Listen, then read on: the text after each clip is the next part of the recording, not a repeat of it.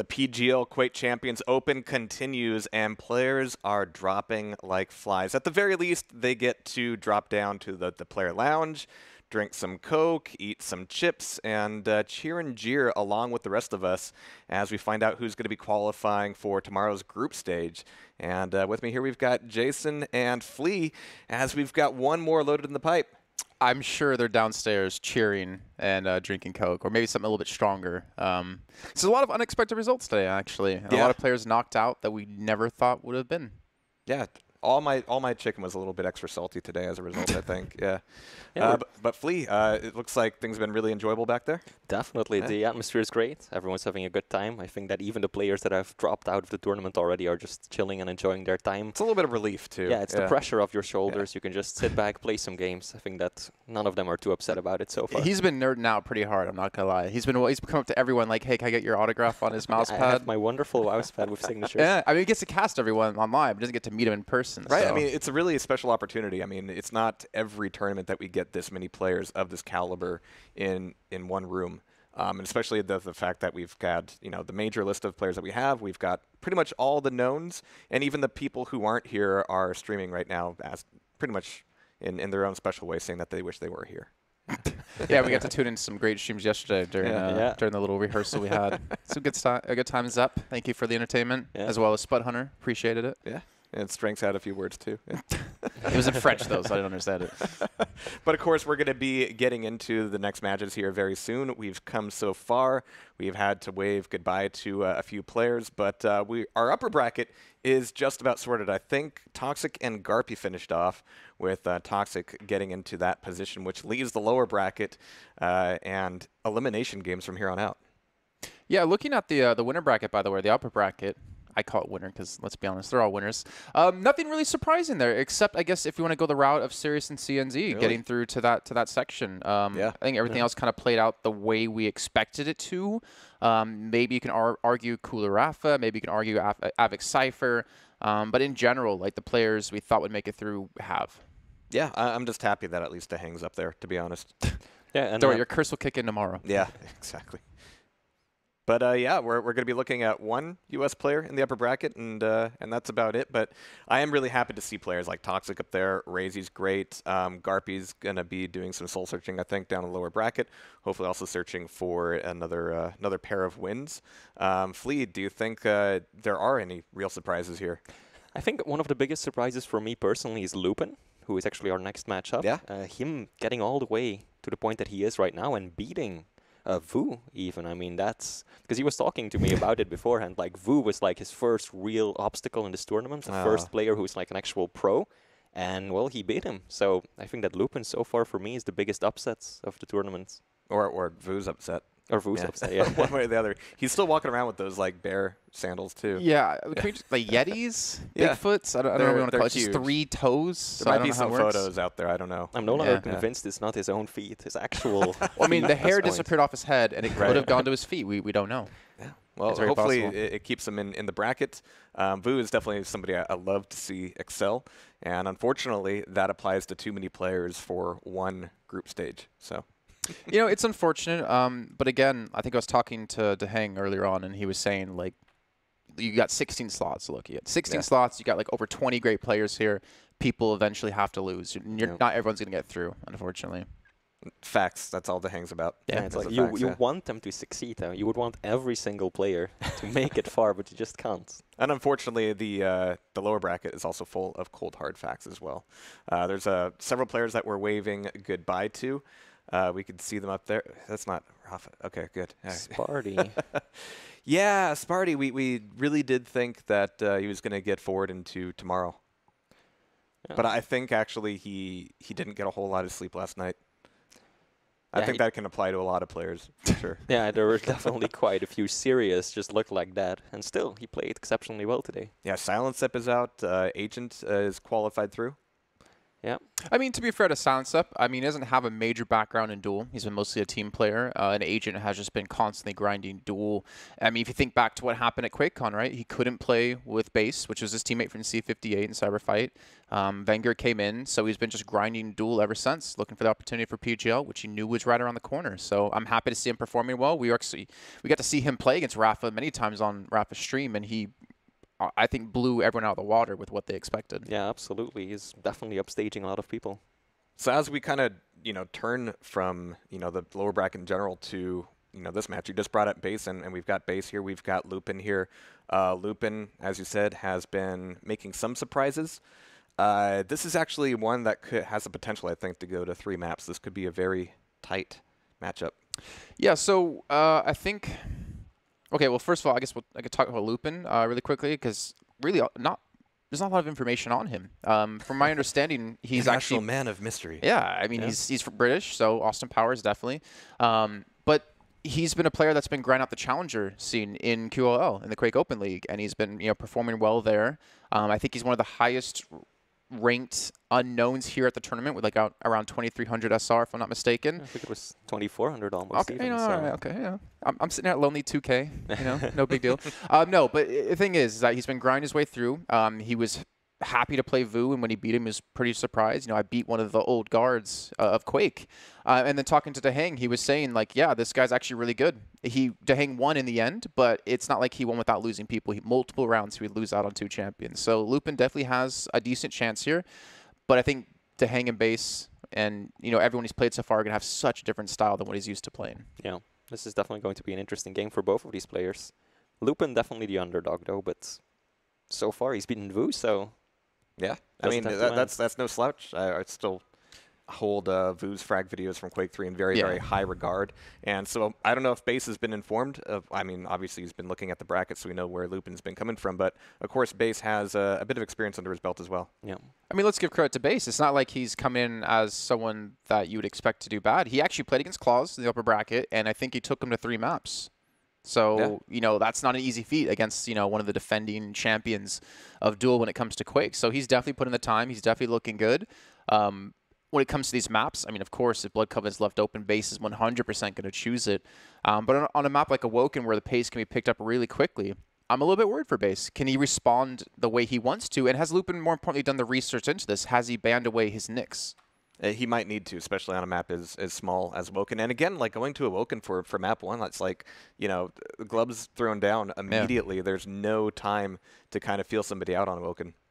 Yeah, it's a brawl. Yeah. That's it. And I guess it comes down to then, with Base having the experience, can Lupin adapt his strategy quick enough in the time that he has to do it? And again, like you're saying on Awoken, it's a map you have to adapt really, really quickly because you don't have a lot of time to work with. Yeah, and of course, we've got Lupin here looking... well, he's moving a few things around, maybe not looking super calm. I mean, Base is looking as placid as ever. Maybe not 57 BPM placid, but it's getting down there. We're going to have to see. All right, so we got some picks coming through for Base. We got Visor, we got Ranger, we got Death Knight, and we got Ranger, Death Knight, Galena. So pretty much mirror matches, almost, but between the two. Is gone. Yeah, no, that's true. So I'm assuming that's the ban. Yeah. Yeah, so on Awoken, no nicks. So you're right, the research is there. Lupin definitely putting on his thinking cap today. Yeah. I think I'm going to make a prediction here and be bold, right? If Lupin's going to win this one, he has to win Awoken. Even though Nyx is taken away on Blood Covenant, I mean, that is Base's home map. So if he wants to win the series, I think he has to come up very strong off the bat. Yeah, this is an important one for him. All right, well, Jason, Flea, I think we're going to be getting into Awoken, and I'm going to be getting out of here, at least for the time being. Going to get some popcorn and watch the match. Have a good one, guys. Don't go. Don't leave us. It's been so great having you here again. Yeah, so here we go, Flea. On Awoken, yeah, here we go. We're starting things off. Base. Yeah, with Visor versus Death Knight off the bat. We've already seen what Death Knight can do earlier on today with Cypher be on the receiving end of that one against Avik. But let's see. Base holding on his vision. He's not actually using that piercing sight off the bat. Yeah, it's something you don't see all that often, but it can really pay off if you just hold on to it and the person on the other side just doesn't expect you to still have it. It can really turn a fight around. And it also messes with the prediction game as well, is that Base, when he wants to force a fight, he's going to have the opportunity now to use that piercing sight to force engagement that he does want. He's finally going to pop this one down, gets the LG out for Lupin, who's already been shredded away on, down to below 50 HP, and might be a chance for the kill, especially now with that Flame Strike being used. Base now knows he can push into this and at least contest heavy. Yeah, he's putting down some Dry Bolt spam. Base is going to drop on it. Or Lupin rather. He's going to back up to Megas for the time being. He still doesn't have a rail though, Base. That's definitely a weapon that he still wants to get a hold of. Looping around towards LG, onto the banana. Very little delay between the two major items. Heavy is up slightly before Mega. You might be able to get it across with Ranger, but other than that, it's perhaps just out of reach. Yeah, it should be, especially with Base protected it from this position. But I also want to give credit to Lupin in that last fight. He actually was in a really bad position, and Base did so much damage to him, especially with the initial engagement with the piercing sight into LG. But with that final rail he hit onto Base, he actually took the pressure away from him and kept him off his back. Yeah, also props not to use the flames right away right there, because I would have expected him to use it at the T, but he hung on to them. This is bad for Lupin, though. He's kind of stuck in a corner, but he's just pushing in. Base definitely not expecting that, backing up onto Mega. And Lupin is just charging in over and over. That 100 damage rocket, though. Right on the armor. Can't even pick it up. This is great for Base. He has the opportunity to go for heavy right now, and then might be able to do some damage on Mega as well. At least get some, yeah, at least get some exit damage when Lupin does pick this up, who smartly enough does head over towards Mega in time. Base going to go for the rail shot here. He's going to miss out on this one, but he's actually denied Lupin the Mega pickup initially. The Dower going to be used just to keep him away. No, he actually goes through it! Lupin! Why? Base not expecting that at all, and now he's trying to get some more damage on. Didn't do a lot at Mega. Oh, almost getting the knockoff rail. Gotta try and chase him down. Heavy will be up first, and then quite a 5 seconds delay to Mega. It's gonna work out in Base's favor. I think that was interesting at Lupin too, to take that Dower, because it kind of like puts his foot down, like, hey, I'm not afraid to fight you. I'm playing you with respect, yes, but I'm not gonna give you too much respect. Yeah. So he catches Base off guard completely. He's gonna come around the corner, and immediately Lupin's gonna hit him with the rocket, keep him at arm's length, and buy him a little bit more time. But he does have an opportunity to make a play happen here. The orb, though, gonna go a little bit too deep. Yeah, Base having the position down below the stairs. His LG is hitting hard though. Lupin knocked off, but damn, that rocket out of nowhere taking down Base. Got a respawn right now, but Lupin is so low at this point. Base has some weapons. He's got the rail, he's got the rockets that he picked up off his corpse. Can make it over to Heavy. Doesn't seem like he's trying to push on Lupin right away. Just gonna restack, get himself Heavy. Might be able to push into Mega as well, but that rail, that's gonna stop him for the time being. It's good timing on that too. I mean, we had Base with full natural stack, and Lupin, who was still struggling to get his armor and his health back, but able to hit a fantastic rail to open things up with. And again, you see the pace being slowed down here between the two. I was surprised to see Lupin actually force that last fight against Base, because he used the orb already. And when we saw versus, Avic versus Cypher, we talked about how the orb being used for movement, or the orb being used for damage. Yep. He used it for movement when he was missing that potential 100 damage into the next fight. So brave out of him. Yeah. Base using that orb right away. Is he going to be able to get over to Mega on time? He will not. But there comes Lupin. Good rocket to the Durham, though. We've got Rangers on both sides, so that's always dangerous. People try to stick further back from their opponent, usually, because you never know when that dire rope might come out of nowhere. As you're talking about before, with the two items and the split between times, I mean, it's more doable now with most champions, but with Ranger here, especially if you're on the heavy position, just throw that orb through the window, get over towards Mega. I'd imagine Base is not going to let this go cleanly, though, as the orb's going to be used towards the teleporter, and now Lupin going to get potentially knocked off the map. Nope. Stays in. Just barely. Base getting Mega. Oh, might get a confrontation here. Oh, Lupin's gonna back off for the time being. There's 1 minute left. Both players onto their Rangers. That's a good opening rail from Base. This probably is going to buy him Heavy if he's able to position for it first. I'm not sure Lupin's gonna care too much about losing Heavy, though, if he can pick up Green or the Mini there. Yeah, but those rails, they do hurt. Yeah, well, he's gonna have position around Mega, but Base, he's gotta hurry back towards Heavy in a few seconds. You can see Lupin looking to challenge out on this one. Oh, this could be great for Base. Yeah, Lupin kind of caught in a corner. Does get out just in time. Can't contest for Mega, though. Base has got every item on lockdown. Well, luckily for Lupin, Darb doesn't care about stack. Yeah. Just cares about being inside of you and getting that frag. And again, Base is just hitting these rails back to back. Nice little rocket jump up. He wants the finisher. The Darb comes through, but it's a little bit short. And Lupin, unfortunately, looks like with only 17 seconds left, not going to have a chance in this round. But he's going to be, on LG spawn. He's not going to have a chance here. And Base should be taking the first round. He's also on Galena, and that's, there we go. Base just taking him down with those rockets. Galena's probably one of the worst chasing champs. If you have to make up frag deficit very quickly.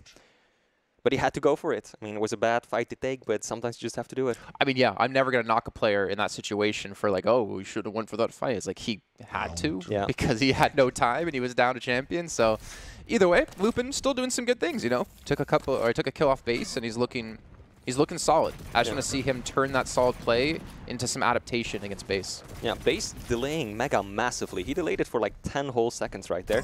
But I think that Lupin has got a pretty good idea of when it will be up, because he was watching Base leave it up for quite some time. That's some good tribals coming out right there. Base still looking for rockets, still needs that rail. Lupin has all of them at this point.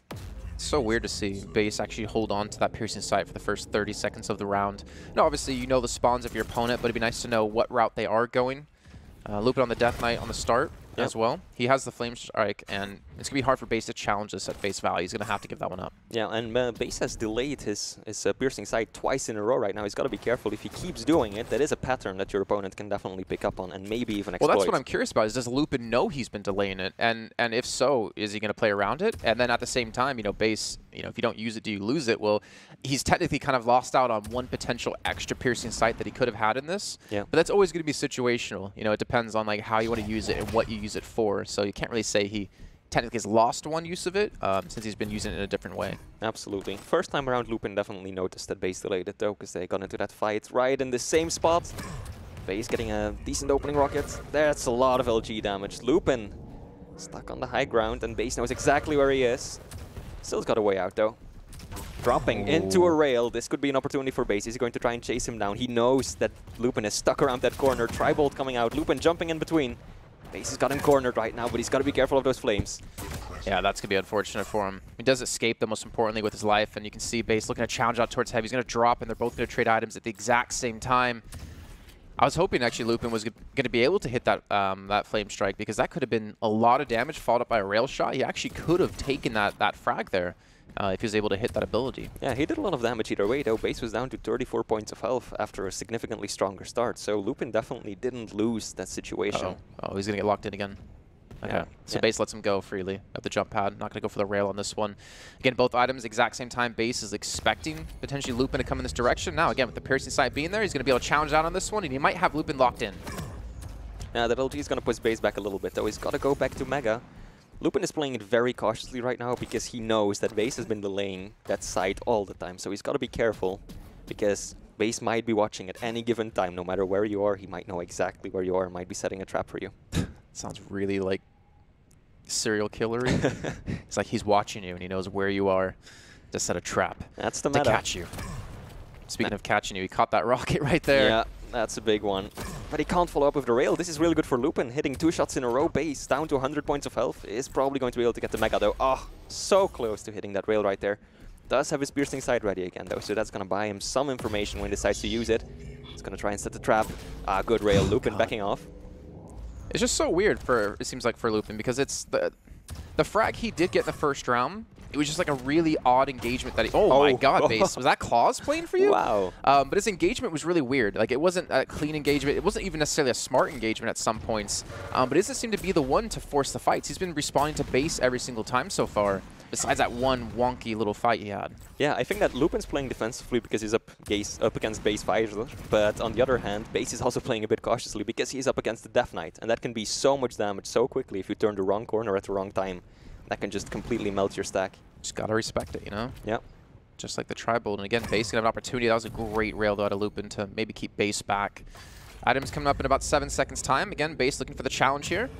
Oh, no damage off of that rocket. I like this play though. He's actually just backing away instead. Yeah, Base has got position. He's got eyes on both items, and he's gonna try and do some damage on Lupin. Got that rail out. He knows exactly where Lupin is. Isn't even going to engage. Just gonna back away, leave Mega for Lupin. And we're 4 minutes into this round at this point, so just 1 more minute to go.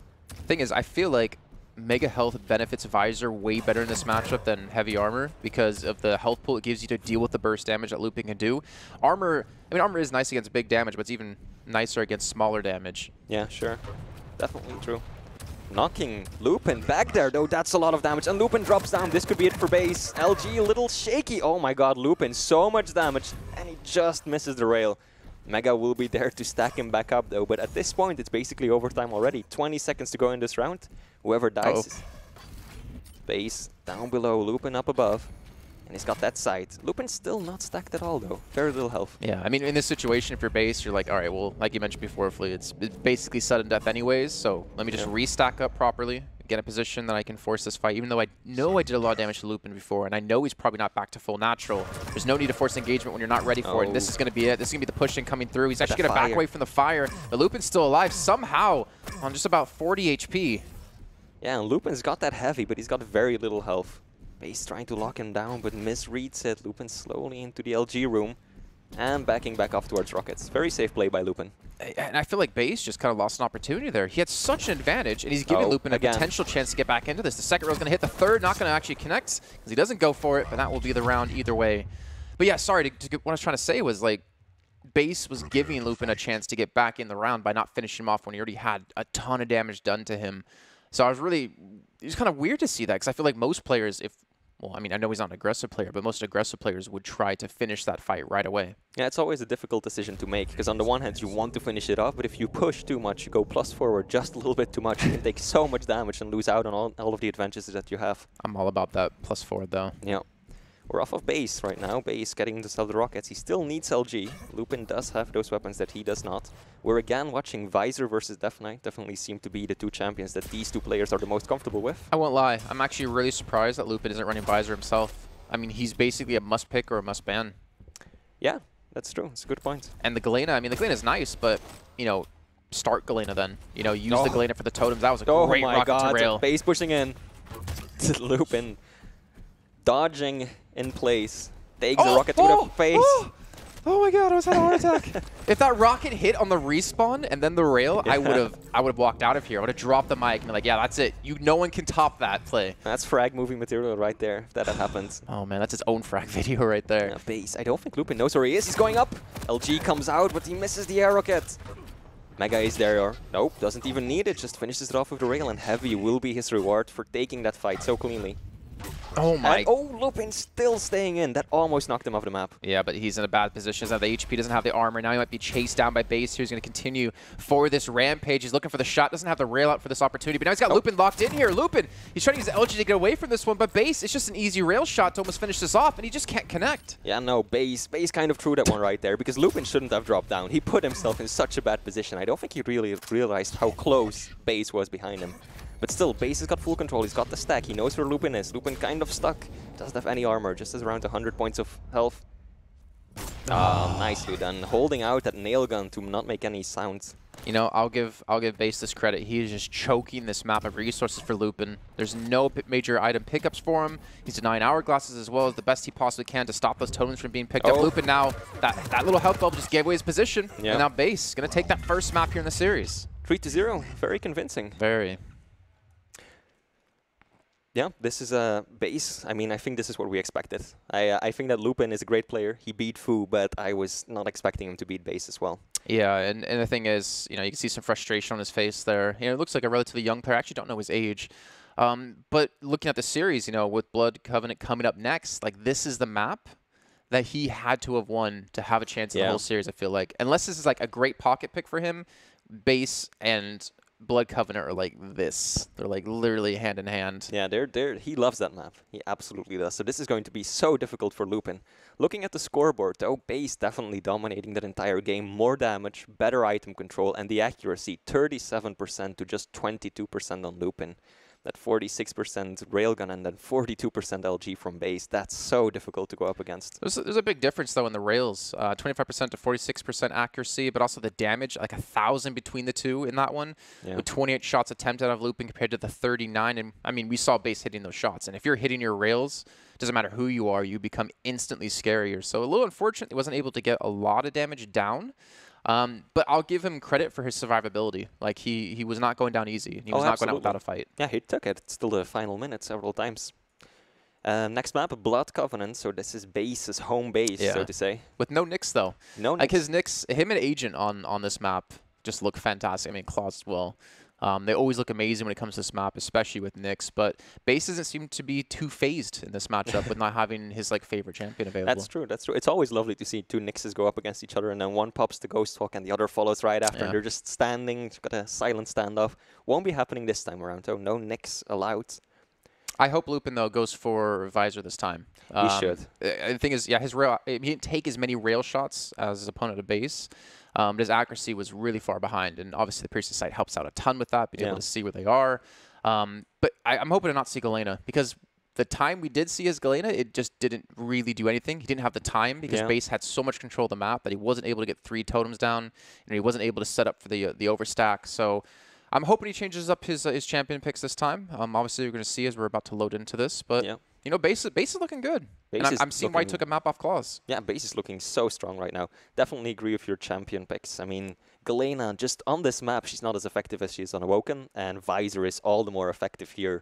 Well, I mean, even Galena, like, Galena's mostly like a first pick on Awoken because that's your easiest opportunity to get 3 totems down and to maintain an overstack. So even then, it's a little bit rough for him. We do see the Visor picked up this time out of Lupin, so I'm going to be happy to see that. And the Doomslayer as well. We've seen him getting a lot of respect as of this tournament, followed up by a Death Knight out of base at the end. So we're going to see some burst potential out of him. Yeah, definitely. I mean, base going for the Death Knight that's got that fire. Really careful. Lupin's got to be definitely careful dealing with that. That's for sure.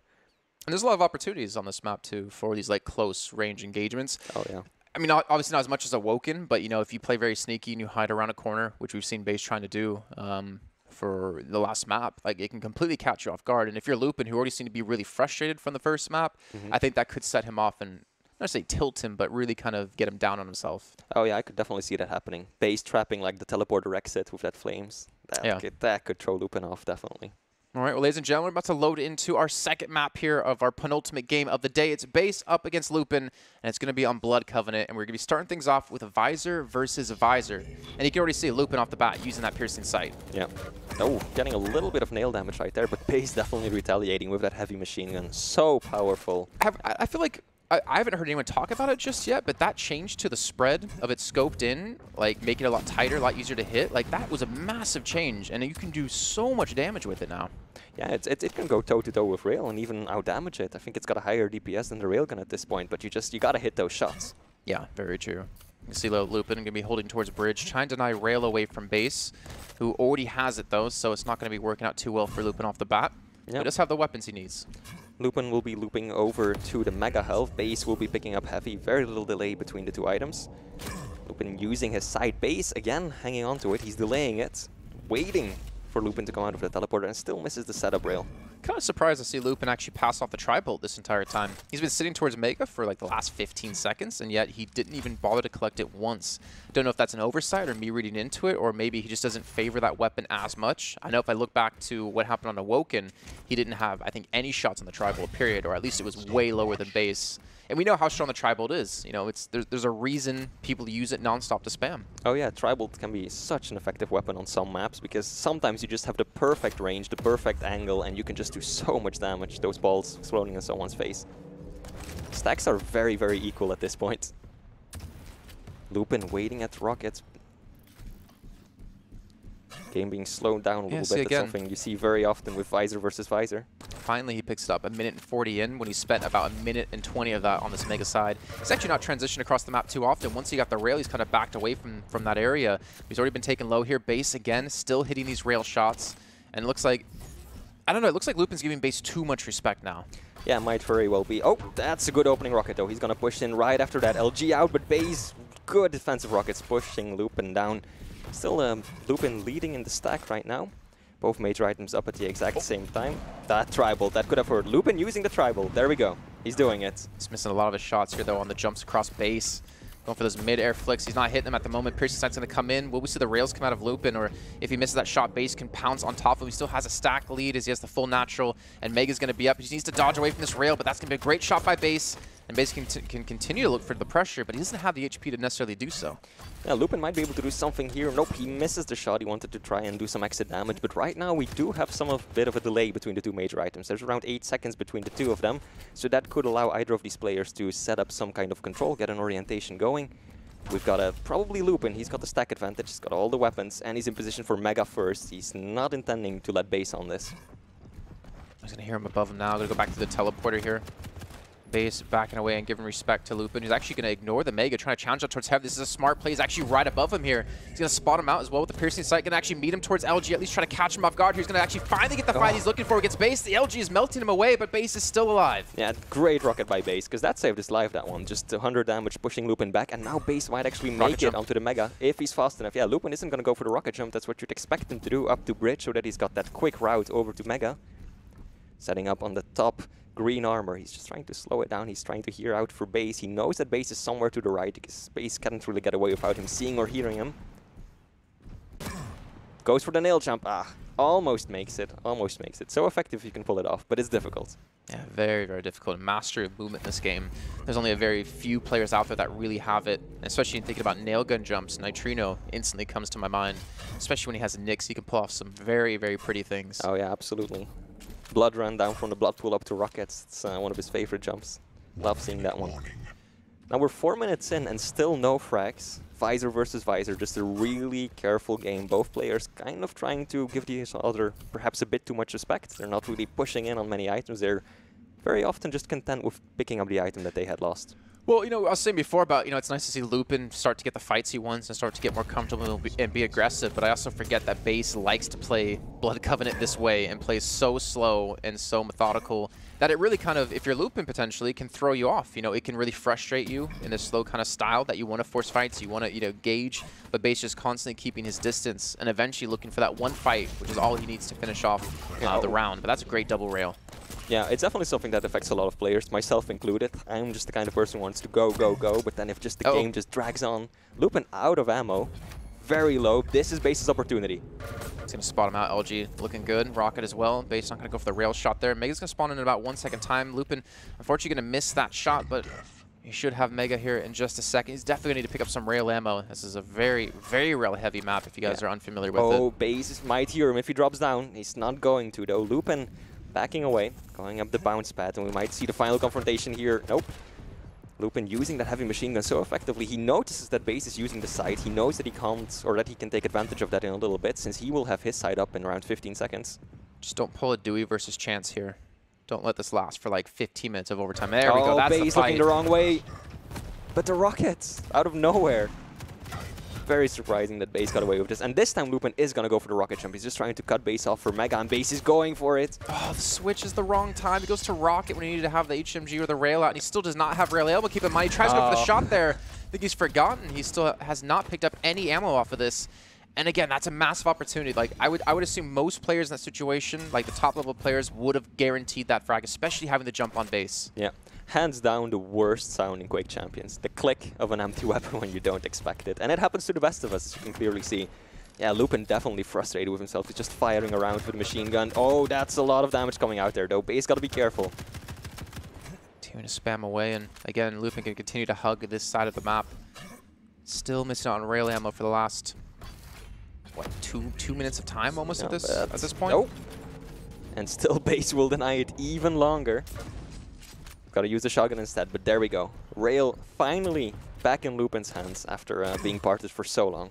Oh, it's going to hear him coming off the bounce pad towards Rocket's going to push in. The first one's going to miss. Base does actually alter the angle he was going to shoot at, trying to go a little bit closer towards it and prevent Lupin from pushing. He's going to drop with the rail. A missed jump coming through. 35 HP left, and Base will get the frag and get the round on the board. Oh, man. Lupin, that might be tilting him. That might be the moment I'm looking at his camera right now, and he looks really frustrated. I mean, imagine playing like 7 minutes of a round without one frag and then coming down to a missed jump out of yourself. Yeah. Like, that's got to hurt. And that overtime was just like Lupin in control, and then suddenly Base turns it around, Lupin almost dead, and then Lupin turns it around, Base almost dead, and so then Base just turns it around right there. He went for the style points, dropping down with that rail. Shouldn't have done that, missing that shot, so crucial. Taking a rail at the start of this round too, Base continuing his onslaught. I can almost guarantee I know what's going through Lupin's head. I almost guarantee he feels like he's just being constantly controlled by these rails. Base is just not missing very many rail shots, and Lupin's going to get frustrated off of that. He obviously wants to pick up rail himself, which is why he went for HMG, just to have some sort of weaponry to fight long range. But that pixel shot on Lupin down to 40 health, he actually even challenges it yet again. Yeah, Lupin really needs to just reset mentally, because that first fight, we went almost 7 minutes without a frag in the first round, and now he almost died within 25 seconds here, taking that fight with Base at the top of the rockets. So he really needs to reset, not play too aggressively, not let the tilt get to him. I saw that rocket coming, and I was imagining what the worst case scenario for Lupin if it hit him midair into a rail.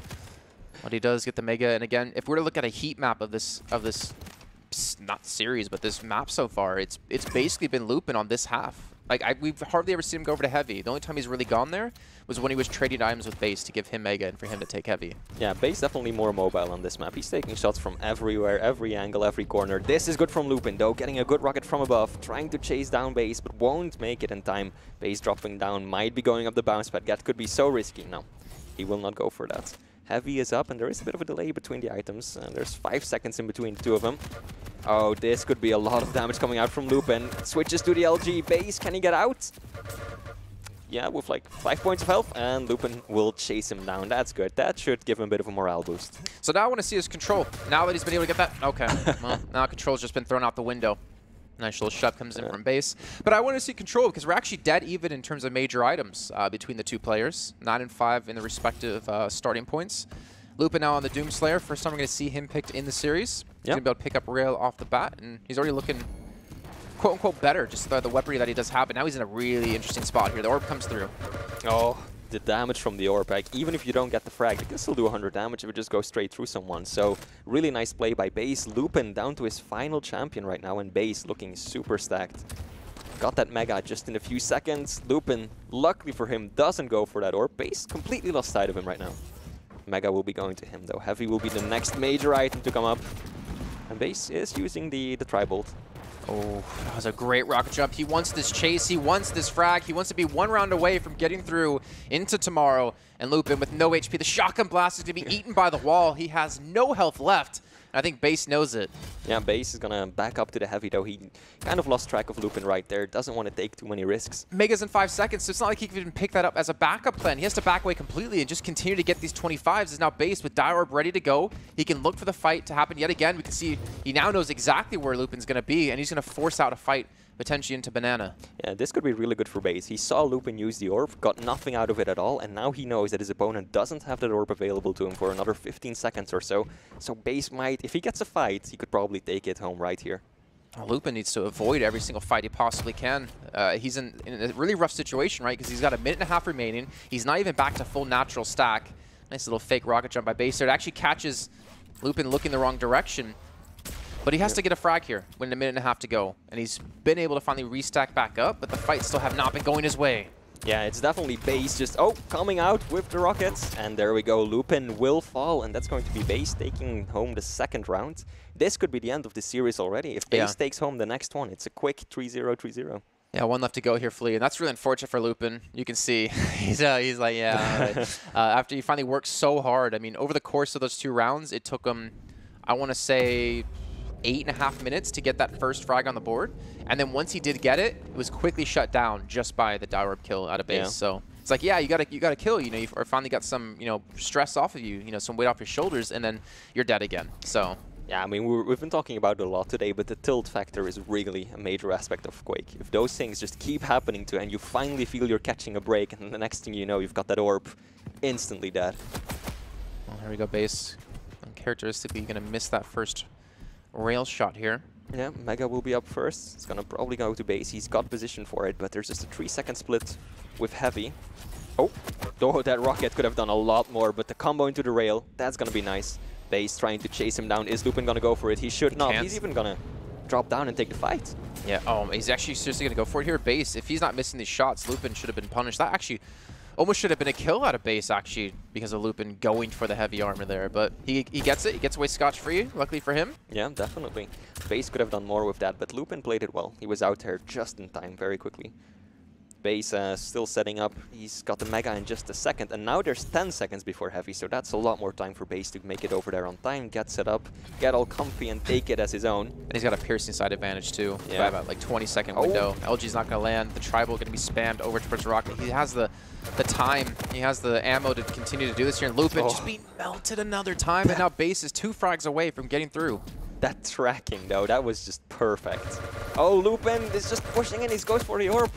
That's not gonna work, though. Base just taking him out. He's got the Mega to fall back on. It's gonna get so stacked right away. And yeah, Lupin immediately turns tail and runs away from this one, but he's still not safe here. Base can get on the high ground. Yeah. Base not even gonna go for Mega. He's just leaving it up, and he's gonna find Lupin. Lupin's got nowhere to run. Base is just toying with him at this point. One rail. One more would do it. Can he find the shot? So far, he won't. He's just going to retreat back to Mega. He doesn't want to leave it up too long, because then you risk your opponent just sneaking out somewhere, picking it up for himself. God, he had him locked in there like he was trapped in a cage, too. Lupin, like, just getting a second to breathe here and a second to think. But again, Base is back on the chase.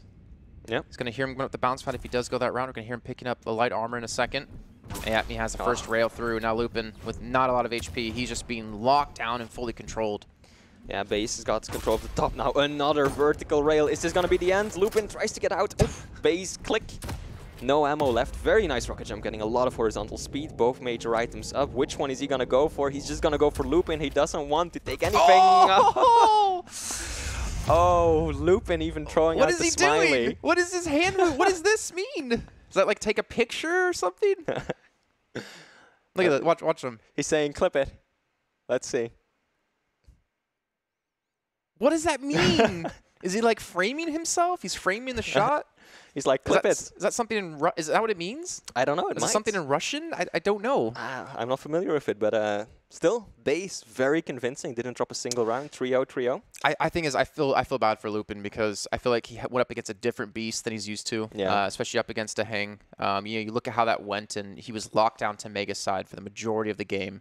The only times he was able to get free is because base let him get free. It's not like he was willingly able to just break that control whenever he wanted to, and he wasn't able to fight back. He wasn't able to make base respect him, I feel, at some points. Yeah, definitely. I mean, many of the previous games we've been talking about, very equal players, and then sometimes you got a few fights or a few decisions that were made the wrong way, but this time it was really just base outclassed him. All right, well, that's going to do it for that match, unfortunately. Yep. And fortunately for us, guess who's back on the desk in his purple shirt? It's Jahar. Oh, man, it's getting more purple as time goes on, I think. These matches are having an effect on me. Yeah, poor Lupin there. I mean, he could be the bane of Vu, but couldn't quite be the ace of base. How long have you been working on that one? My team of writers is it's been working overnight. I think you should probably hire some new writers. No, yeah, the thing is, like, Lupin had some signs of good moments, right? Yeah. Like, when he actually was able to get aggressive and able to force the fight he wanted, he looked solid. But the problem was those opportunities became very seldomly. He couldn't deal with the rail that base kept hitting him with time and time again, or at least he couldn't combat at the same kind of accuracy level. Because obviously, if you take a rail, you want to be able to apply a rail back to them so it's an equal trade. But it just seemed like non-stop Lupin was always on the back foot. Yeah, and many of the opportunities that he did get were really just base. Oh, I don't want to say let him, but base just let him get out so many times and let him pick I don't want to say so let him, items. but I'll say it. No, you're right, though. You're right. Like, that's 100% true, especially on Blood Covenant. Again, you look at the heat map of that match in particular, he was locked to Mega side. Yeah. We saw him, not have rail ammo for like 2.5 minutes because he just couldn't get to any of it. And then at the final point when you had base, like we were talking about how he backed away to Mega because he didn't want to let Lupin pick it up. But you see every angle, he was rocket jumping up to contest him. He was, coming back down, and there was just no chance for Lupin to ever breathe. I think this has been one of the most biggest difference in caliber that we've seen today. Just base was outclassing Lupin every step of the way. That being said, the Blood Covenant rounds took quite some time. It was actually maybe the longest EU Blood Covenant round I've seen in a while. I looked up and I was like, how are we only 28 seconds into this round? And it was overtime. Yeah. With no frags. Yeah, I mean, that's base, right? Yeah. Like, that's how base plays this map. And even without Nyx, he's still able to do it with the visor. Even delaying his piercing sights, actually. Something Cooler used to do. Sorry, no.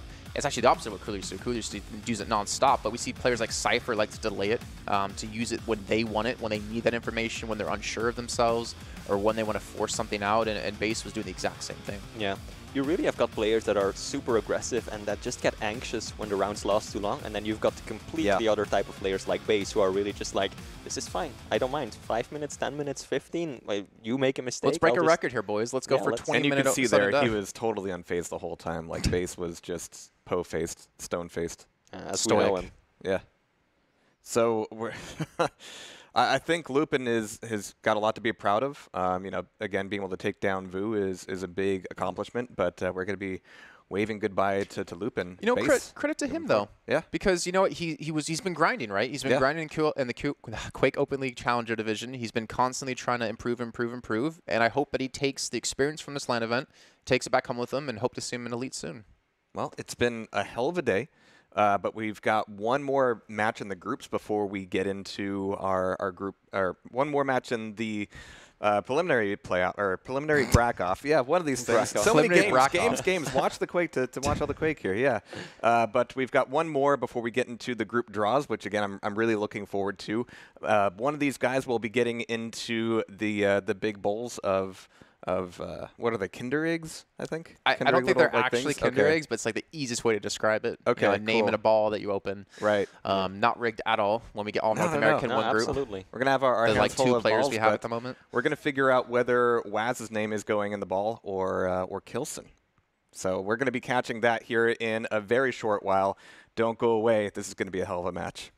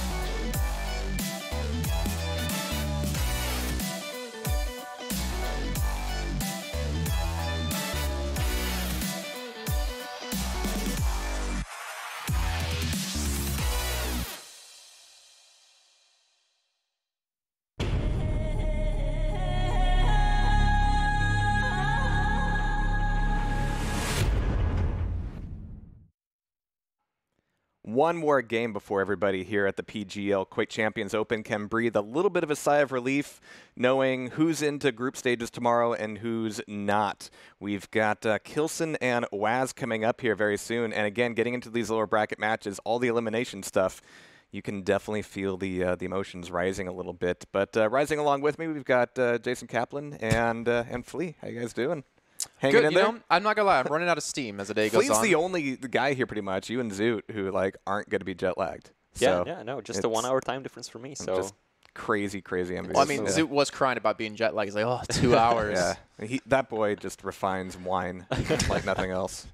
No, but I'm running out of steam. But to be honest, these games are keeping me going. Like even the last one, even though it was very one-sided, it was really cool to finally get to cast some of these matches and see where people are at in duel, and then to come into this game, K1llsen Whaz, like K1llsen knocking out Zron in the lower bracket. Yeah.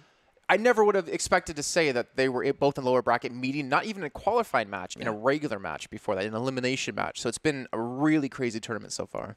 Absolutely, and I think tomorrow everybody who's been eliminated gets to kind of fill the seats up, take off their competitor hats and put on their spectator and audience hats, and we'll have some hooping and cheering for sure. Or do money matches back there against each other. There we go. Yeah, win some money.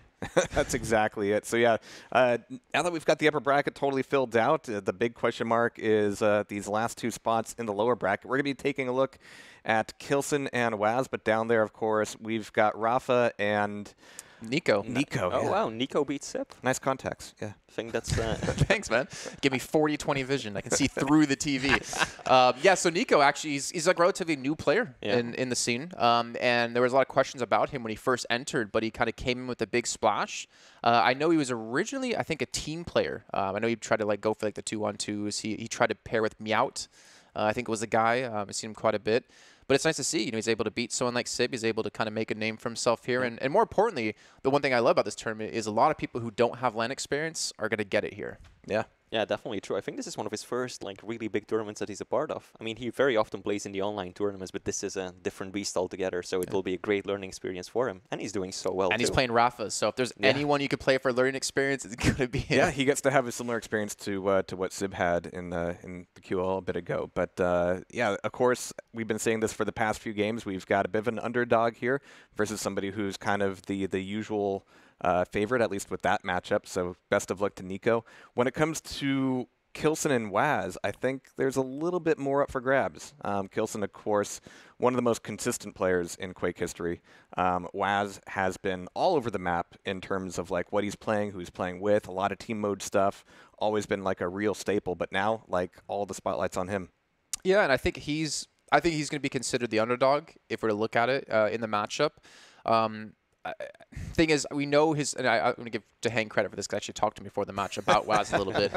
He's one of the best in the game when it comes to movement, so that's why you see him used in team modes, like when we saw him playing in Sacrifice with Liquid.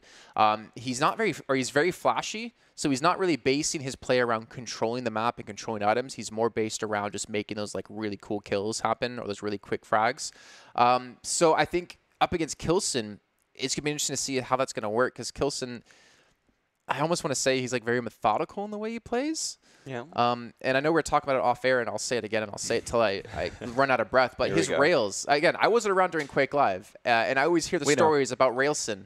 Yeah, thanks, man. About K1llsen, but we have not seen it in Quake Champions. And the only tournament he's really done well in was the Italian Open, where he beat Vu in the finals. Yeah, and even now, he lost against CNZ earlier. So usually I would definitely go ahead and give this one to K1llsen if I had to pick one of the players to win this. But after his performance against CNZ, I don't know. I think Whaz has got a pretty good shot at making this one. And I feel bad for Whaz, too, in a weird way, because he's always in the shadow of Rafa Deheng, right? He's on Liquid. People forget he's on Liquid. I don't forget. Okay, well, because you're North American. No, but he's on Liquid, right? And he's just not been able to break through as a dual player, but similar to Silence Up, he's not a dual player. But it's cool to see that he's made it this far in a mode that he's not used to. Yeah, and this might be his one big chance. I mean, if he can pull through now, he's up into the final 16 tomorrow, and who knows? If he gets some good brackets, good group, might make it pretty far. If he's, paying us enough under the table to draw him in a good group. Or we pair him against Rafa to hang in the same group. It's all of Liquid in one group. I'm calling it now. It'll all be above the table, I'm sure. Yeah.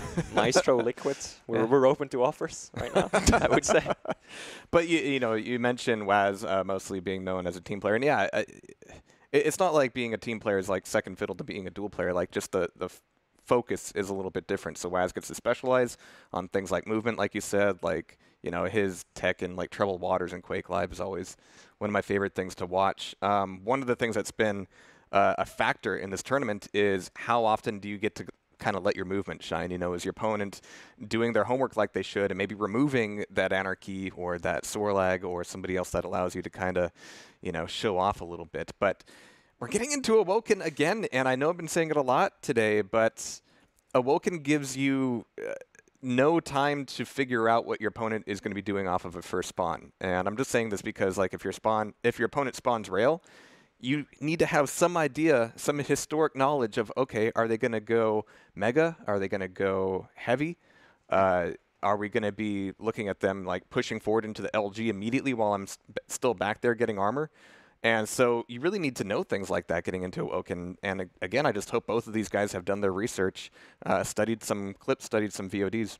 Yeah, and we did have, we did have a quick switch up on the maps as well. It was originally Awoken, Blood Covenant, Blood Run, but I think it was updated to Veil being second and Corrupted. That's interesting, though. Veil is a map that we haven't gotten to spec together yet. Veil is my least favorite map, hands down. I will say it till this day. I still have trouble navigating that map for some reason. Awoken came out, I was like, okay, good. 10 minutes on it, I'm good on this. I've been trying to grind Veil, and I just cannot figure out the map for some reason. In Veil, you have to look up sometimes. I know it can be confusing. I'm usually looking down because I'm so tall, right? So I'm not used to having to look up. And plus that jump to teleporter, I can't tell you the amount of times I've died doing that. Just don't do it, actually. That's what I've had to go for. Just don't do it. Yeah. It's really a love or hate it map. I mean, I know some people who really, really love it and who really focused on it, and they got a lot of elo just by focusing on the map that many other people at first really didn't like or didn't want to play. And it could be so powerful knowing that your opponent hates it. That's one thing to love about it. Yeah. Because you hate it, I love it. Yeah, exactly. That's the tactic. Yeah, if you're good on the map and you know that your opponent hates it, they have to ban it because they know that you're so good on it. So that basically gives you a free map in the pick and bans. And speaking of bans, I'm curious what was banned away by both these players. Whaz isn't a clutch player, is he? I don't imagine him being a clutch player that often. And to my knowledge, he isn't, no. So we've got Galena taken out by K.llsen and Nyx taken out by Whaz there. Okay. So fairly conservative stuff, but as we get into Awoken, not having a Galena on the board will obviously have an impact, and I don't think these rounds are going to take very long. Well, as you mentioned before, with the rail spawn, being the other player, you have to kind of know or guess where they're going to go. Visor should be 100% pick out of both these players. And I'm actually curious, Jahar, not seeing Lupin take Visor in his last match against Base on the first map. That was super surprising, especially on Awoken. He paid the price. Yeah, he definitely did. Yeah, getting that information is going to be vital here. So a bit of a safety pick for both of them.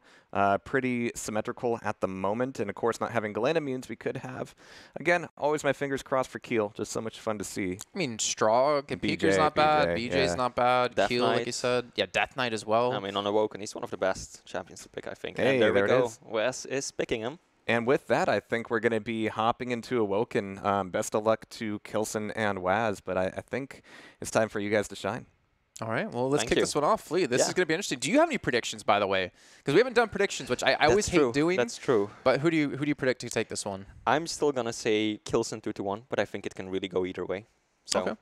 I'm not going to do predictions. You're not going to do predictions? I like to be the one to ask for them because then that way I can not say them. But I think I want to say K.llsen 2-0, but I'm open to Whaz surprising me here. Yeah. I don't want to count his skill out, but I feel like with K.llsen beating Zron earlier in a 3-mapper, I feel like he's woken up today, and he's finally realized, okay, crap, I have to play. I can't afford to lose anymore. Woken up just in time for Awoken as we're starting this one off on Whaz.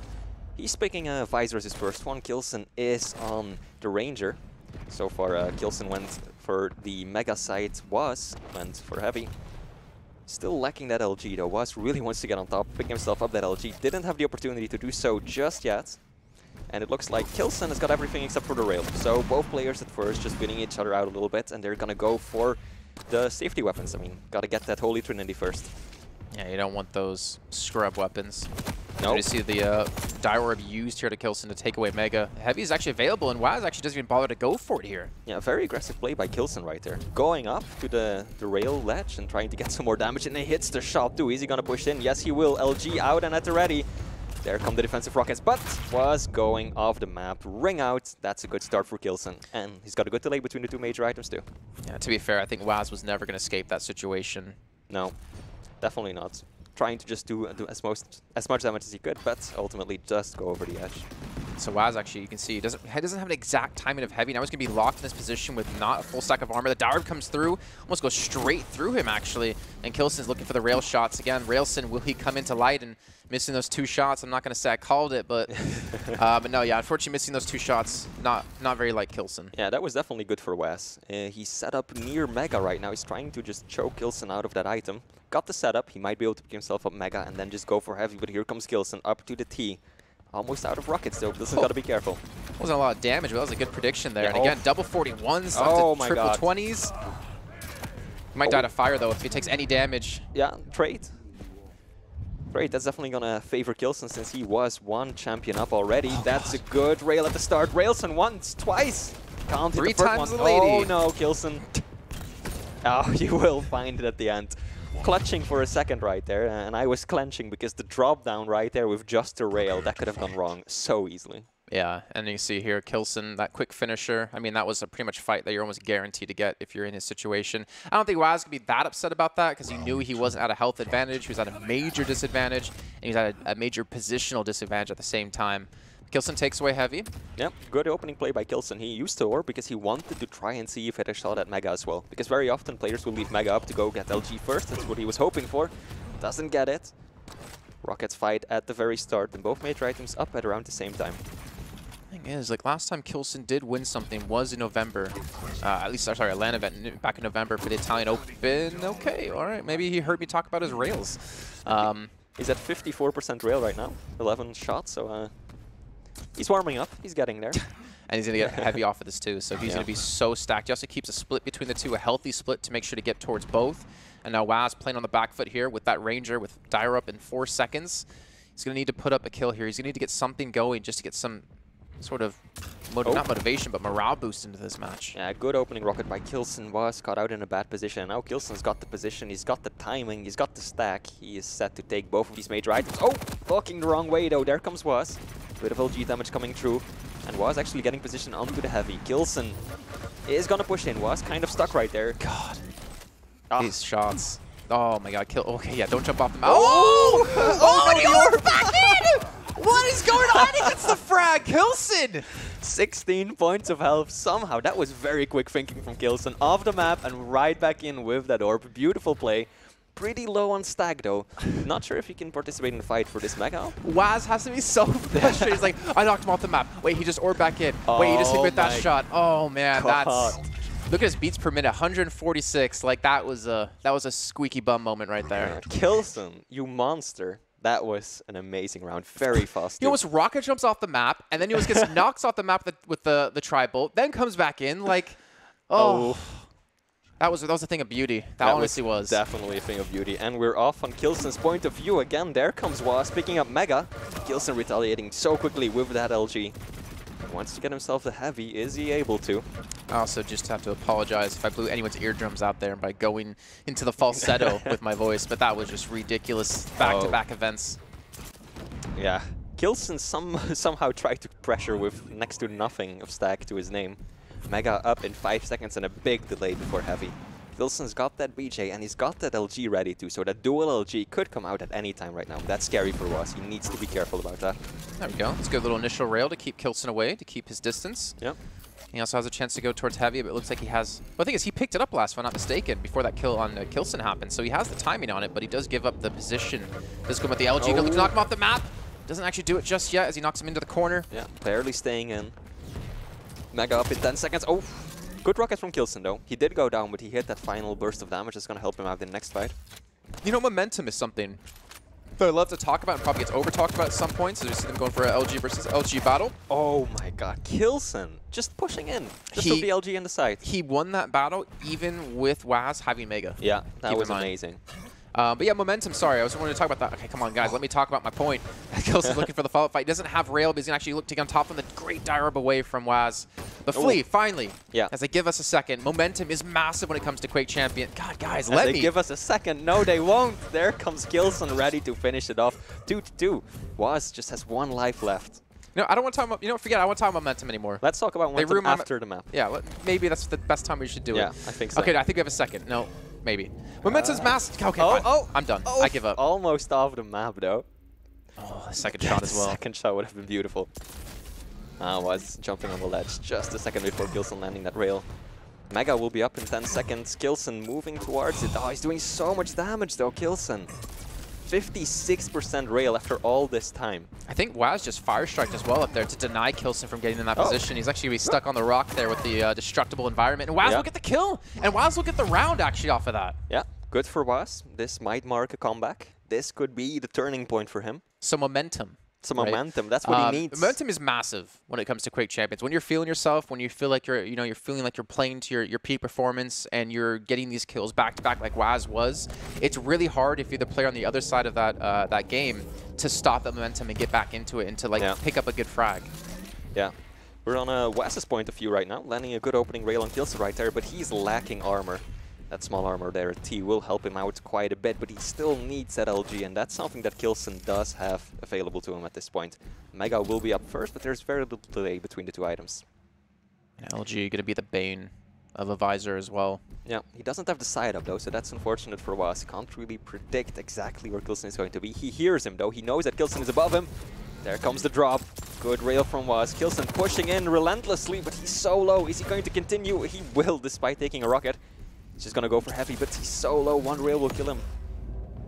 Oh, he has Mega. Yeah. Going to rocket jump over. He knows Llsen's still low on HP. It's another great round. 1 more to follow this up would kill Llsen.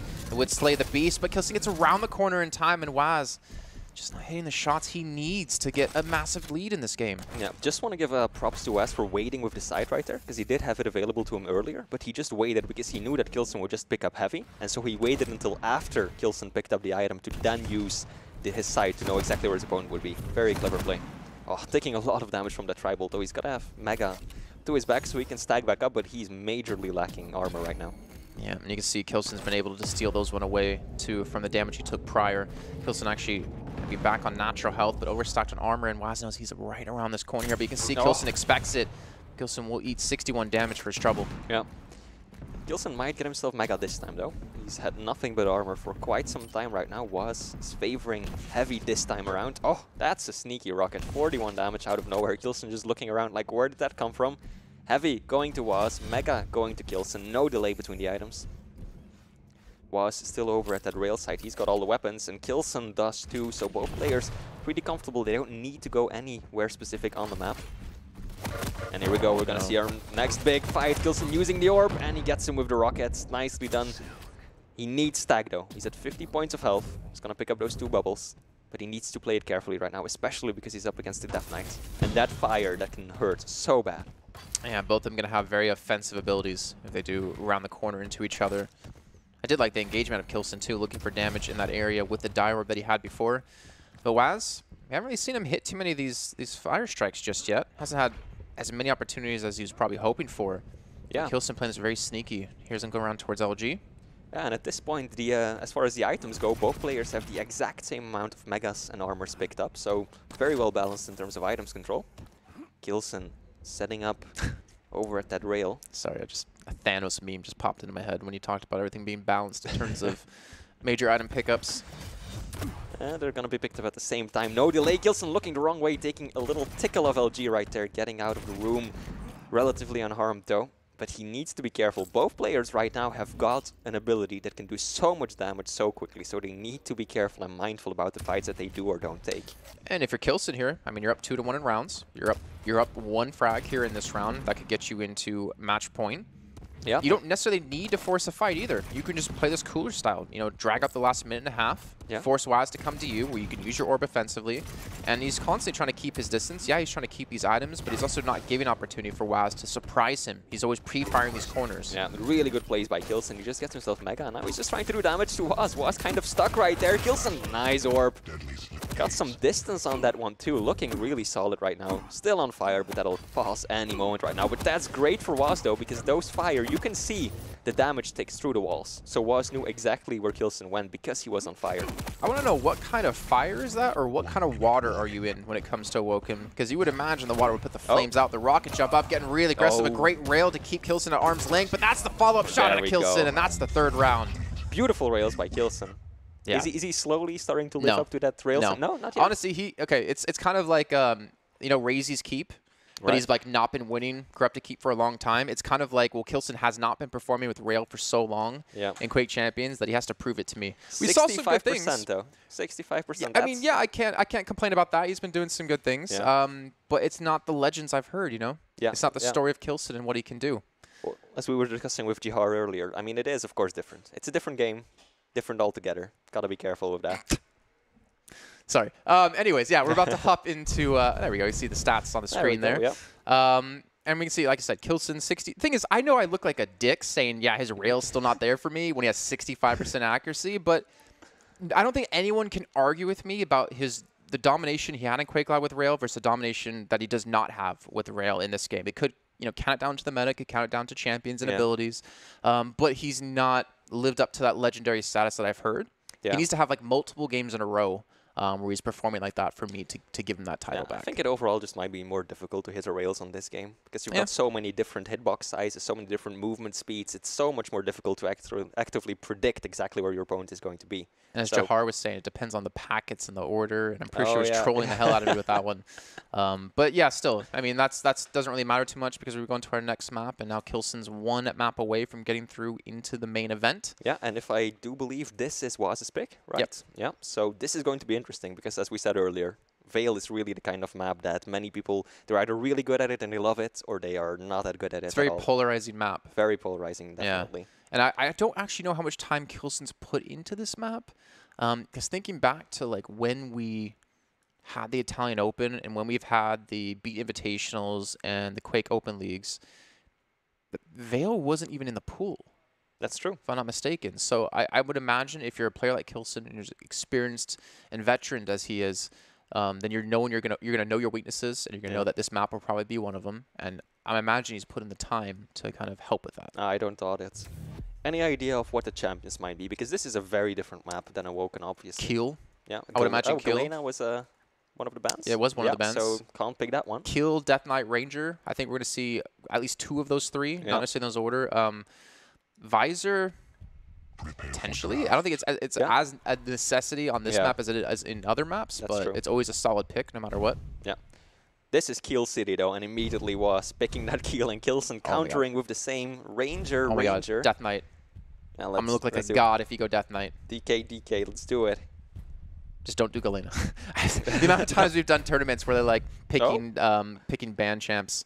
You might be dead on with those picks. I am a god. Impressive, I Jason. am a god. Gotta give it to you. Well done.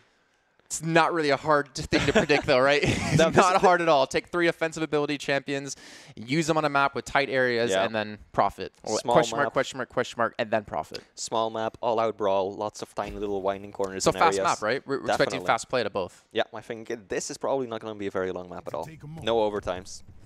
Yeah, I would imagine the same. I'm trying to think who's done the aggressive play better between the two, because I feel like when Whaz got those 2 kills on that round of Awoken, like he picked them up so quickly. Oh yeah, he one after the other. But K1llsen had the better control once he did get the initial frag. Yeah, and this is Whaz's pick, so maybe he's got the key to the map.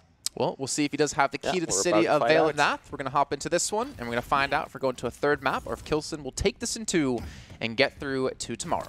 Whaz starting off on the kill. K1llsen going Ranger. Whaz will get that mega side of things. No one has got the rail yet. Rail is kind of like on the outskirts of the map, so it's a bit of an investment to go over there. It's always a big risk. Taking a bit of damage from that tri-bolt. K1llsen got the mobility, but Whaz has got the tankiness, and he's got the ability to put out the damage. Taking quite a bit of tri-bolt right there. Mega and Heavy up at the exact same time. Whaz is pushing away from his first item. He might actually drop on this, but K1llsen uses the orb to get it instead. Oh, tri-bolt spam that. He's actually denying this one. He's actually creating a large grab in time. Oh, so I imagine maybe a shotgun blaster instead of rocket as he's trying to look for the direct, but he will give it up, but not before doing some good damage to Whaz. Yeah, definitely was took quite a bit right there. He's not fully stacked on armor. He's gonna be close to that level at this point, but no close engagement yet. I mean, we've had some like passing fights, but we're a minute in and we haven't really had like that one real confrontation where something's got to break. Well, I mean, they're both very scared because you know those pineapples around the corner can blow you up. You know, the die orb can just instantly decimate you. So kind of fast play that we're expecting. They're kind of giving respect to each other and respect to the abilities that each champion does have. That pineapple though, doing a little bit of damage right there. K1llsen getting Mega was taking heavy instead, and still no frags. A minute and 30 seconds in. This is being played much slower than many Veils that I've seen in the past. You know, you talked about this rail room, you know, as being something you don't heavily focus on. It's very easy to get caught out. I was expecting Whaz to actually be there more aggressively. If you think about, you know, the amount of hourglasses there and the pineapples, that that tribal. Taking quite a bit of damage right back though. And it took Whaz a minute and 30 seconds to get his rail. That's how long it took him to get a hold of that weapon. He does have it now, though. Why need a rail when you got tribals like that? Yeah. And you've got those grenades as well. Lots of damage being exchanged. I mean, this is pretty... this is pretty crazy. We have 1,300 damage done and not a single frag so far. But this might be it, though. Whaz has got K1llsen locked in, missing the rail. Taking a lot of damage. This is an opportunity for both of these players. K1llsen finding the angle first, though. Nice shot, getting first frag of the second map. Yeah, but it's all coming down to this. Can K1llsen restack quick enough in this time? Whaz already used his orb trying to catch him off guard, and that's a good rocket to start things off with. Can he push him through the teleporter? He's looking for the rail shot as well, and Whaz will escape. But most importantly, K1llsen stacked after that last fight. He's been able to get back to basically full natural now as he's missing 50 armor. And even get some extra damage onto Whaz here, so not giving him a chance to make a kill happen off of the damage Whaz just did to him. Yeah, good for Whaz is that he did manage to get rail very quickly this round. Almost immediately after respawning, he got himself that weapon. Oh, so crucial, and there's very little delay between the two major items. So this could be good for Whaz. K1llsen just knows that he's down there, and he's like trying to figure out which weapon he should commit to, or which item rather. It will be Mega, and then Heavy will be going to Whaz. Nicely played by Whaz, seeing the opening, knowing which item to go for. K1llsen still has that top control, but he needs to lock something down. You know, Flea, I know how we mentioned we're probably not going to see any overtimes on this map, but I actually think we're going to see it now that I think about it with this. With K1llsen having that 1 kill lead, and it's going to be Ranger versus Ranger. I almost expect him to just, again, keep Whaz at arm's length. There's no need to force a fight to give him an opportunity for a die orb kill, but this time he actually goes in because he knows he did the damage, and with 3 HP left, he gets a second frag. 3 HP, wow. Taking Heavy right there. Looking for those health bubbles. Oh, careful of the acid, because if you land in that, that could have ended it. K1llsen looping back around. He still needs that health. Whaz is looking very comfy right now. He's got himself a mega health. He's got that ability. K1llsen dropping down in the flames. Surely he will go down to the acid even. Yep. And there goes Whaz. He's got a minute left and he needs to make a 1 more frag. K1llsen picking the kill. I think that was the smart choice to make. Getting bounced around with some rockets, but those nades, oh so strong. K1llsen taking round 1. Tribal plus pineapples. That's like so many explosions going off. It's like a Michael Bay film here in Quake. That's ridiculous. But again, yeah, you see here, like there was no need for him to necessarily force the fight. You saw him with 3 HP left surviving that, but he felt like he had the right moment. He turned the aggression on, and you know what? He's got another round under his belt. Yeah. This is a difficult map to run away on, though. This is like a really difficult map to go passive and to just avoid a fight for like a minute and a half. So at one point you do have to commit, because if you give your opponent everything, they're going to find you sooner rather than later. Well, also knowing that the orb was down from his opponent, from Whaz, it's like, all right, well, I can go in safely now and not be afraid of you at all. We still haven't seen anyone use the outside teleporter. Maybe they're a little bit afraid of it, because it's... Whaz did use it once. Oh, Whaz did use it? Yeah, okay. he did come through there when we saw K1llsen at rail. Okay. But only once, though. And it's, I mean, it's always I a can't risk. make the jump, so I never go for it. It's a risk, you know, because if you just get it slightly wrong, that's instantly dead. Yeah. Whaz will get himself onto that mega health, outstacking K1llsen slightly at this point. K1llsen getting out of that room is going to go for his rail. His beloved railgun will find it. And Whaz is pushing in. So many good puns here. K1llsen, Railson. Oh. Can you find? No, no. No damage being exchanged whatsoever in that situation, and K1llsen does have the top ground. This is good for him. There comes Whaz. Just 17 damage though. The orb, and he will take him down. Can he get both items as well off of this? Where's the respawn? Uses the rocket jump back up towards Heavy. He's going to look for the drop onto it. And again, he denies both away. You can see Whaz respecting that, though, as he looked for the rail at long range. And again, Orb doesn't really care about stacks, so it's not that big of a loss for Whaz. Yeah. But he has to be very aware of when his Orb's on cooldown, that Q.llsen's going to look for a fight. Oh my god, there he comes. Q.llsen, he doesn't go for the orb. This should be another frag. Yep, Acid will take him down. And Q.llsen, one frag away from taking home this second round. He's got a good setup right there. Mega first, and he's got the time to go for Heavy. He's got a few seconds. He needs to be very fast, though. At least he'll be able to do some damage if Whaz goes for it. Can he figure out? Oh, he's looking the wrong way entirely. Taking a lot of flame damage, but nope. Quick reaction, though. Really nicely done by Q.llsen. That 180 instantly into the orb. Through the fire and the flames, Q.llsen will orb you. I think that's how the song goes. Yeah. That's unfortunate for Whaz. I mean, it was a good setup. It was a good prediction. I don't think he actually connected with that many meatballs off of that. No. Funny enough. Q.llsen's like, yes, I did it. Q.llsen doing well. I mean, this is it. This is the make it or break it for Whaz. This could be the final round of his tournament live. He needs to make something happen right now. Q.llsen getting himself railgun. He still needs LG opening up with one good rail, two good rails. Is he going to go for it? No. Oh. That would have been the cockiest play of 2018 if you went for that one. He could have pulled it off, though. Definitely could have pulled it off. He had the stack advantage. But, you know, those pineapples, those grenades, you need to be so careful because they can do so much damage so quickly. Yeah, and the thing is, like, people always complain, like, oh, die orb, the insta-kill, it's not fair. Well, I mean, you have to play around it. It's like, you know, playing around whatever's strong in the meta right now, you have to respect it, and you have to adapt your play around it. And I think, you know, Q.llsen's doing a real clinic here, showing that he's respecting the orb every time it's up. He's not forcing fights that he doesn't need to when he's against the orb. And he's even respecting the pineapples. So he's respecting the damage these abilities can do. And he's playing around it. And that's what you have to do if you want to be one of the best players in the world. Yeah, and here we go. Whaz is trying to chase him down. Really good use of the orb right there, because that is like the corner of doom. If you get stuck there with an opponent above you, you're basically done. So clever play using the orb to get out of there. There comes Whaz through the teleporter, getting knocked down. Q.llsen himself low, but wow. The shot from Q.llsen. Getting first frag in what might be the final round of today. Oh no, Whaz! He tries to go for Heavy! The Dire Orb does not work out for him. It's actually... Oh, that was close. Oh, the bane of his existence there. Now the Death Knight, and this is Q.llsen spot him out already. The Dire Orb will come through, and Whaz's tournament life looks like it will be ending here. And Q.llsen, look at that on the screen. He's happy about that, especially with how the day started off for him, with him losing to CNZ, and then him skating by, not even skating by, barely beating Zron. He's got to be happy about making it through to tomorrow and having that chance to play for the money. And deservedly, too. I mean, he deserves to be in the final 16, I think. After what we've seen of him today. I don't know why, but in my head, I feel like he's like screaming, Yosh! But he's like not Japanese, so I don't know why he would be saying that. But yeah, his rail working out for him in the end. Playing very smart. I think that's really nice to see out of Q.llsen, to play with your brain. Yeah, definitely not relying just on that railgun, but playing a very clever game.